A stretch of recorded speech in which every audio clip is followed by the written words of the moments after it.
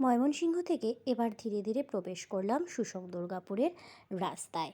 রাস্তাটা শুরুটা ভীষণ সুন্দর হয়েছিল, কিন্তু তারপরে যখন ধীরে ধীরে ভেতরের দিকে প্রবেশ করতে শুরু করলাম, রাস্তার দুই ধারে দেখলাম প্রচুর কলা বাগান। আর রাস্তার অভিজ্ঞতা ছিল ভীষণই খারাপ। শুনলাম বালির ট্রাক চলাচলের কারণে রাস্তার অবস্থা এই রকমই হয়ে গিয়েছে। তবে মা বলছিল আজ থেকে 30 বছর আগে মা যখন লাস্ট এই দেশ ছেড়ে চলে গিয়েছিল, তখন কিন্তু রাস্তার অবস্থা এতটা শোচনীয় ছিল না। বর্তমানে ব্যবসার কারণে বালি চলাচল হয় এই রাস্তা দিয়ে প্রচুর পরিমাণে। দুদিক দিয়ে বালির ট্রাক, আর এই রাস্তা বলতে গেলে নেই। ট্রাক চলাচলের কারণে রাস্তার পরিস্থিতি বর্তমানে এরকম। দুলতে দুলতে দুলতে দুলতে আমরা চললাম সামনের দিকে এগিয়ে। রাস্তায় পড়লো প্রচুর বালিবাহী ট্রাক, আর যেগুলো প্রত্যেকটি ছিল ভেজা বালিবাহী ট্রাক, যে কারণে রাস্তার পরিস্থিতি এই রকম। পরের ভ্লগটা আসছে খুব তাড়াতাড়ি।